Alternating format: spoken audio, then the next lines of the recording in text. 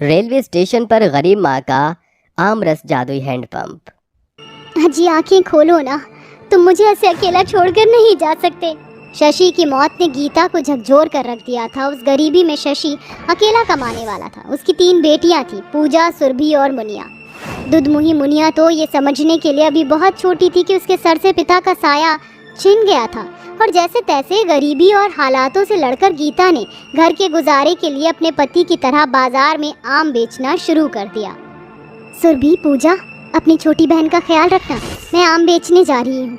गीता कई घंटे तक ऐसे ही बाजार में इधर से उधर घूम घूम कर आम बेचने की कोशिश करती रही।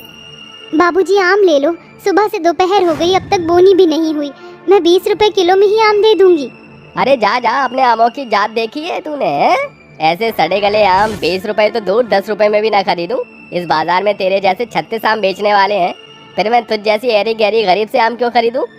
वो आदमी गरीब गीता को 4 बातें सुनाकर वहाँ से चला जाता है। वहीं बाजार के बड़े व्यापारी भी उसे वहाँ से भगा देते हैं और फिर वो लाचार गरीब माँ आंखों में आंसू लिए घर आ जाती है, जहाँ सुरभि और पूजा मुनिया को लाए घर के बाहर बैठे रो रही होती है। क्या बात है मेरी बच्ची, तुम तीनों यहाँ क्यों बैठी हो?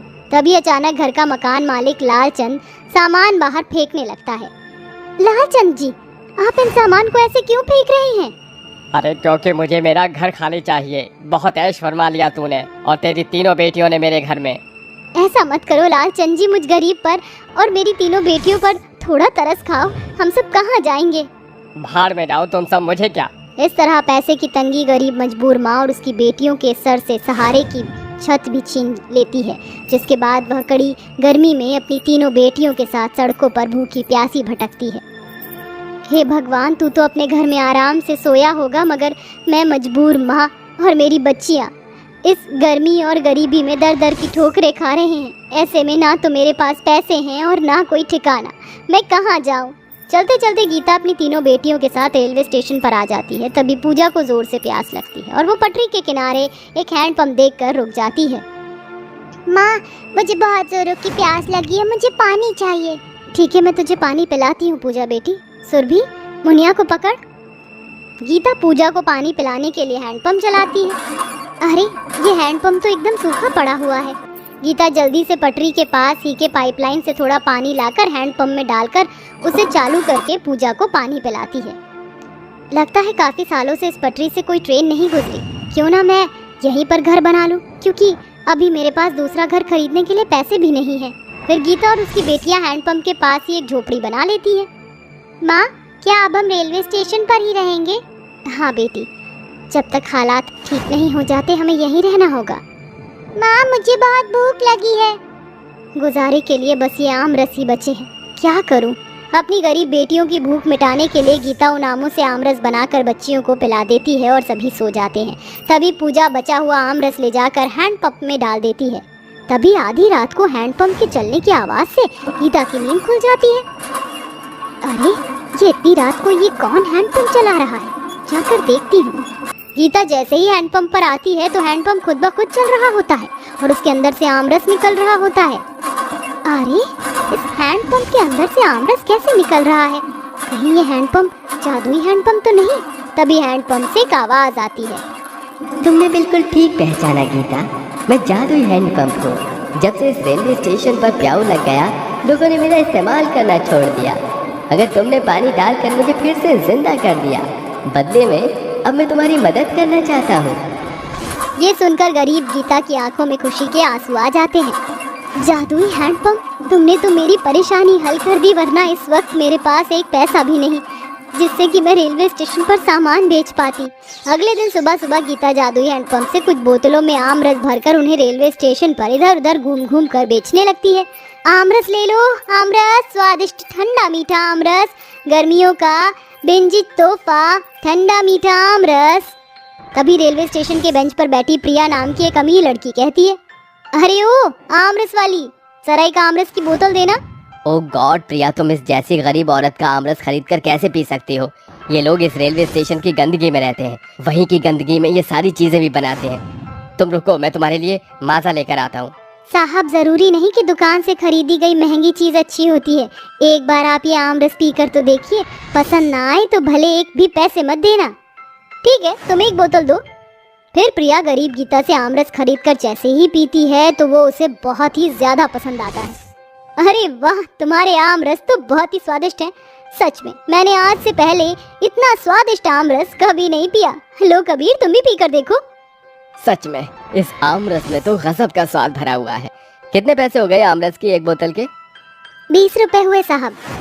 तो फिर एक काम करो, ये बाकी आमरस भी हमें दे दो। हमें दूर सफर में जाना है, ये स्वादिष्ट आमरस पीकर हमारा सफर अच्छा कट जाएगा। कबीर और प्रिया गरीब गीता के सारे आमरस की बोतलों को खरीदकर बदले में उसे पैसे दे देते हैं। आज उस जादुई हैंडपंप के कारण स्वादिष्ट आमरस बेचकर मुझे अच्छे खासे पैसे मिले। अब मैं अपनी बेटियों को भरपेट खाना खिला पाऊंगी। गीता आमरस बेचकर कमाए हुए पैसों से राशन लाकर अपनी बेटियों के लिए खाना बनाकर उन्हें खिलाती है। माँ, कल से मैं और पूजा भी आपके साथ रेलवे स्टेशन पर चलकर आमरस बेचेंगे, ताकि जब हम ज्यादा पैसे कमाएंगे तो हमें इस पटरी की गंदगी के बीच में इस झोपड़ी में नहीं रहना पड़ेगा। इसी सोच के साथ सुबह होने पर गीता एक बार फिर जादुई हैंडपंप के पास आती है। ऐ मेरे जादुई आमरस के हैंडपंप, हमें ढेर सारा आमरस दो। गरीब गीता के ये कहते ही वह जादुई आमरस का हैंडपंप एक बड़ी सुनहरी चमक से भरकर आमरस की धाराएं बहाने लगता है, जिसके बाद आमरस को बोतलों में भरकर सुरभि, पूजा और गीता रेलवे स्टेशन पर उसे बेचने चली जाती हैं। गीता अपनी बेटी को अपने आगे बांध लेती है और आमरस बेचने लगती है। आमरस ले लो, आमरस ठंडा ठंडा मीठा मीठा आमरस। आमरस पी लो, आमरस ठंडा ठंडा मीठा मीठा आमरस, ताजा मीठा आमरस। रेलवे स्टेशन पर खड़े गर्मी से परेशान मुसाफिर गरीब गीता और उसकी बेटियों से आमरस खरीद कर पीते हैं और जमकर तारीफ भी करते हैं। अब हर रोज गीता ऐसे ही जादुई हैंडपंप से आमरस लेकर उसे बेचने के लिए अपनी बेटियों के साथ रेलवे स्टेशन पर आती और सारा दिन कड़ी गर्मी में मेहनत करके पसीना बहाकर आमरस बेचकर पैसा कमाती। बहुत ही जल्द उन गरीब माँ बेटियों का जादुई आमरस रेलवे स्टेशन के हर मुसाफिरों की पहली पसंद बन जाता है और उनकी हर दिन अच्छी खासी कमाई होने लगती है। पूजा, सुरभि, आज इस झोपड़ी में हमारा आखिरी दिन है। मैंने हमारे रहने के लिए एक अच्छा घर खरीद लिया है, अब हम वहाँ रहेंगे। मैं जादुई हैंडपंप का शुक्रिया अदा करके आती हूँ। फिर गीता जादुई आमरस के हैंडपंप के पास आकर कहती है, ऐ जादुई आमरस के हैंडपंप, मैं तुम्हारा शुक्रिया करने आई हूँ। तुम्हारे कारण आज मुझ गरीब माँ और मेरी बेटियों की जिंदगी बदल गई है। ऐसा नहीं है गीता। हाँ, मैंने माना कि मुझ जादुई हैंडपंप ने तुम्हें आमरस दिया है, मगर तुमने और तुम्हारी बेटियों ने इस गर्मी में कड़ी मेहनत करके हर रोज रेलवे स्टेशन पर अपना पसीना बहाकर अपनी मेहनत से अपने हालातों को बदला है। मैं हमेशा यही तुम्हारा इंतजार करूंगा और हमेशा तुम्हारे काम आता रहूंगा। इसके बाद गीता अपनी बेटियों के साथ एक अच्छे से घर में रहने लगती है और दोनों बेटियों को स्कूल में दाखिला दिला देती है, जिसके बाद वो रोज अपनी छोटी बेटी को अपने साथ में रेलवे स्टेशन पर लेकर आती और जादुई हैंडपंप से आमरस लेकर उसे बेचा करती। साथ ही रेलवे स्टेशन पर भीख मांगने वाले गरीब भूखे लोगों को बिना पैसे लिए मुफ्त में आमरस पिलाती थी। कोकिला देवी के 3 बेटे थे, जिनमें से 2 बड़े बेटों की शादी वो नताशा और कल्पना से कर चुकी थी।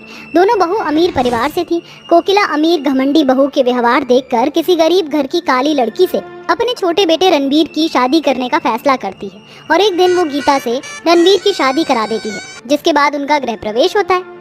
आओ बच्चों, तुम दोनों थक गए होगे, आराम कर लो, रस्में तो बाद में भी होती रहेंगी। जी माँ जी। 1 मिनट माँ जी, मैं कुछ कहना चाहती हूँ। ये आप कैसी काली देवरानी लेकर आई हैं? इसकी जरा शक्ल सूरत देख लीजिए। एक बार को मैं कल्पना को अपनी देवरानी मान सकती हूँ, लेकिन इस काली को कैसे? माफ कीजिएगा माँ जी, जहाँ आपकी 3 बहू खड़ी होंगी ना, वहाँ सिर्फ आपको 2 ही नजर आएंगी। हाँ माँ जी, दीदी बिल्कुल ठीक कहती हैं। मुझे तो ये काली देवरानी कुछ खास पसंद नहीं आई देवर जी के लिए। ऐसा क्यों बोल रही है? जरूरी नहीं है कि कोई व्यक्ति दिखने में काला हो तो उसका व्यवहार भी ऐसा होगा। व्यक्ति को उसके दिल से, व्यवहार से पहचाना जाता है। आप कुछ दिन बिताइए, फिर कहना। तुम दोनों ने मेरे बेटे का जवाब सुन लिया ना, और गीता मेरी पसंद है, समझी? तुम दोनों से तो घर का कोई काम नहीं होता। जब देखो नेल पेंट लगाकर मेकअप करके एसी में बैठी रहती हो। ओहो माँ जी, आप हमारी इतनी भी तारीफ मत कीजिए। ये देवर देवरानी जी अंदर आराम फरमाएं। ये सुनकर सब अपने अपने कमरों में पहुंच जाते हैं। वक्त गुजरता है। दोनों अमीर जेठानियों में घमंड था, जिसके कारण वो अपनी काली देवरानी को परेशान करती थी, उससे घर का सारा काम करवाती थी और भोली भाली गीता घर के सारे काम किया करती थी। ऐसे ही एक दिन जब गीता खाना बना रही थी, तभी उसकी जेठानी नताशा कहती है, ये सब क्या है गीता? तुम्हें ठीक से खाना बनाना नहीं आता था? इतना नमक कौन डालता है? मैंने ऐसा कुछ भी नहीं किया है, बल्कि मैंने तो कम नमक डाला था। लगता है ये ऐसे नहीं मानेगी, अभी बताती हूँ। अच्छा, तुम अपनी बड़ी जेठानी से आजकल बहुत जुबान लड़ा रही हो। भूलो मत, तुम एक गरीब परिवार से आई हो, काली कलूटी कहीं की। मुझ जैसी गोरी और अमीर जेठानी से तुम्हारा कोई मुकाबला भी नहीं है, तो हाथ में रहा करो। ये बोलकर नताशा चली जाती है और गीता की आंखों से आंसू बहने लगते हैं। मैंने ऐसा कुछ भी नहीं किया था। पता नहीं दोनों जेठानी कैसे मुझे सुनाने का मौका ढूंढ लेती है। क्या हुआ, तुम परेशान दिख रही हो? कुछ नहीं माँ जी, बस ऐसे ही माँ की याद आ गई थी। अरे बेटा, वो तो स्वाभाविक है। कुछ देर बाद गीता सारे पौधों में पानी देती है, तभी कल्पना आकर गुलाब के फूल को जमीन पर टूटा हुआ देखती है। अरे, मेरा प्यारा गुलाब का फूल कैसे टूट गया? गीता, ये तुम्हारे किया धरा है ना, क्योंकि तुम पौधों में पानी डाल रही हो। मुझे पता है, जानबूझकर तुमने मेरा पसंदीदा फूल तोड़ दिया। तुम्हें छोड़ूंगी नहीं। इतना कहकर कल्पना गीता को धक्का देती है। जेठानी जी, आप क्या कर रही हैं? मेरी बात का विश्वास कीजिए, मैंने नहीं किया और ना ही मैंने देखा था। शायद ये पहले से ही था। आप बिना कुछ देखे ऐसे कैसे कह सकती हैं? कैसे कह सकती हूँ, वो तो तुम्हें पता ही चल जाएगा। अंदर जाकर मेरे लिए सैंडविच बनाओ, मुझे भूख लग रही है। आपने मुझे गिरा दिया, मेरे हाथ पर चोट लग गई है। मुझे थोड़ा समय तो दीजिए, मुझे दर्द हो रहा है। चुप रहे कलूटन देवरानी, मुझसे ज्यादा जुबान मत लड़ा। जितना कहूँ उतना काम कर देना। ठीक है देवरानी जी। दोनों जेठानियां सास के पीछे गीता को बहुत टार्चर करती थी। एक दिन दोनों अमीर जेठानियां सोफे पर बैठकर पॉपकॉर्न खाते हुए टीवी देख रही थी कि ऊपर की दीवार से एक छिपकली उनके पॉपकॉर्न में आकर गिरती है, जिसे देखकर दोनों की हवा टाइट हो जाती है और जोर से चिल्लाते हुए उस पॉपकॉर्न को फेंक देती हैं। मम्मी मम्मी मम्मी, माँ जी, अरे कोई बचाओ। दीदी बचाओ मुझे। दोनों दूर जाकर सास कोकिला से चिपक जाती हैं। वहीं भागी भागी रणवीर और गीता भी आते हैं। माँ जी मुझे बचा लीजिए। क्या हुआ तुम दोनों को? क्यों मुझसे लिपट गई हो? आज से पहले तो तुम्हें कभी सास की याद नहीं आई।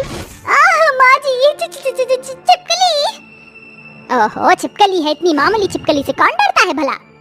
माँ जी डरते हैं। आप घर में पेस्ट कंट्रोल क्यों नहीं करवा लेती हैं? इसका मतलब मेरी दोनों अमीर घमंडी जेठानियाँ एक मामूली छिपकली से डर गई। अरे वाह, जितना मुझे परेशान करती हैं, ऐसे देखकर मजा आ रहा है मुझे। छोटी बहू, जा इन दोनों को पानी पिला दे। गीता कोकिला की बात सुन दोनों जेठानियों को पानी पिला देती है। अगले दिन फिर जेठानियाँ किसी काम को लेकर गीता को सुनाती है। फिर गीता मंदिर के बाहर गरीबों को खाना खिला रही थी। ये लीजिए आप, और चाहिए आपको? पता नहीं ये दोनों जेठानी खुद को क्या समझती है। मन तो करता है छिपकली बनकर इनको इतना डराऊं कि मुझे परेशान करना भूल जाए। अरे बेटी, मैंने तुम्हारी बात सुन ली। सच में चाहती हो तो मैं ऐसा जादू प्राप्त हो जाए और तुम अपनी जेठानी को सबक सिखाओ। हाँ बाबा, पर क्या ये सच में हो सकता है? और आप मेरी मदद क्यों करना चाहते हैं? हाँ, सच में हो सकता है। बस तुम 2 बार चुटकी बजाना, छिपकली बन जाओगी। फिर जैसे ही मन में बोलोगी कि मैं वापस अपने रूप में आ जाऊं, तो तुम उसी रूप में आ जाओगी। और मैं मदद नेकी के लोगों की करता हूँ, और तुम एक नेक दिल हो। शुक्रिया बाबा, आपका बहुत बहुत। ये बोलकर वो बूढ़े बाबा उसे अपनी थोड़ी सी शक्ति दे देते हैं, जिसके बाद गीता घर पहुंच जाती है। वह अपनी रसोई में जा ही रही थी कि नताशा को टक्कर लग जाती है, जिससे नताशा का जूस उसकी साड़ी पर गिर जाता है। हाउ डेयर यू गरीब कलूटी, इतनी महंगी साड़ी खराब कर दी, अब मैं तुमको छोड़ूंगी नहीं। ये बोलकर नताशा उसके बाल पकड़कर खींचती है। मुझे बहुत दर्द हो रहा है, अब भी चुटकी बजाती हूँ। 2 बार चुटकी बजाते ही गीता एक छिपकली बन जाती है, जिसे देखकर नताशा बहुत डर जाती है। फिर गीता उसके धीरे धीरे करीब आकर उसे और डराती है। इतने में चिल्लाकर नताशा बेहोश हो जाती है। मेरी घमंडी जेठानी कैसे बेचारी छिपकली की तरह पड़ी है बेहोश। मुझसे पंगा लेना, अब बताऊंगी तुम दोनों को। जल्दी से अपने रूप में आ जाती हूँ। मैं वापस अपने रूम में आ गई। छिपकली बहू अपने वास्तविक रूप में आ जाती है, जिसके बाद कल्पना उसे उठाकर पानी पिलाती है। क्या हुआ दीदी, आपकी इतनी चीखने की आवाज क्यों आई? अरे वो गीता छिपकली बन गई, अचानक से मुझे डरा रही थी। अरे दीदी, कम से कम थोड़ा अच्छा बहाना तो बनाइए ताकि मैं विश्वास करूं। कुछ भी लगता है फालतू की मूवी देखकर इसका दिमाग सठिया गया है। अगले दिन गीता अपने कपड़े सुखा रही थी, तभी कल्पना आकर कहती है, अरे ओ काली कोयली, तुमने मेरे कपड़े क्यों नहीं धोए? जेठानी जी, मेरे पास टाइम नहीं था, और मैं आपके कपड़े क्यों धोऊं? आप खुद भी तो कर सकती है ना, अपने दहेज के वॉशिंग मशीन में। अमीर हो आप तो। मुझसे जुबान लड़ाती हो, अभी बताती हूँ। कल्पना थापी उठाकर बहुत मारती है। इतने में गीता 2 चुटकी बजाकर फिर से छिपकली बन जाती है। ये देखकर कल्पना डर जाती है और रेंग रेंग कर गीता कल्पना के ऊपर चढ़ जाती है, जिसे झटक कर कल्पना बेहोश हो जाती है। कल्पना जेठानी जी, कैसा लगा मेरा छिपकली रूप? आप दोनों में से जो भी परेशान करेगा ना, उसके साथ तो मैं यही करूंगी। मैं अपने वास्तव रूप में आ चुकी हूँ। ये कहते ही काली बहू बहू के रूप में आ जाती है और अपनी जेठानी पर पानी छिड़क कर उसे उठाती है कि कल्पना खुद अपने कमरे में भाग जाती है, जहाँ वह घर वालों के सामने गीता को छिपकली कहती है। भाभी, आप भी बड़ी भाभी की तरह पागल हो गई हैं। बंद कीजिए मेरी पत्नी को छिपकली बोलना। रहने दे बेटा, इन दोनों का दिमाग सठिया गया है। माँ जी, मैं झूठ नहीं बोल रही, मेरे पर छिपकली बनकर टूट गई थी, मैंने देखा है। माँ जी, देख रही है ना आप जेठानी जी, मुझसे इतना चिढ़ती है कि कुछ भी बोल रही हैं। तू जा बहू, घर के काम करिए, तो पागल है।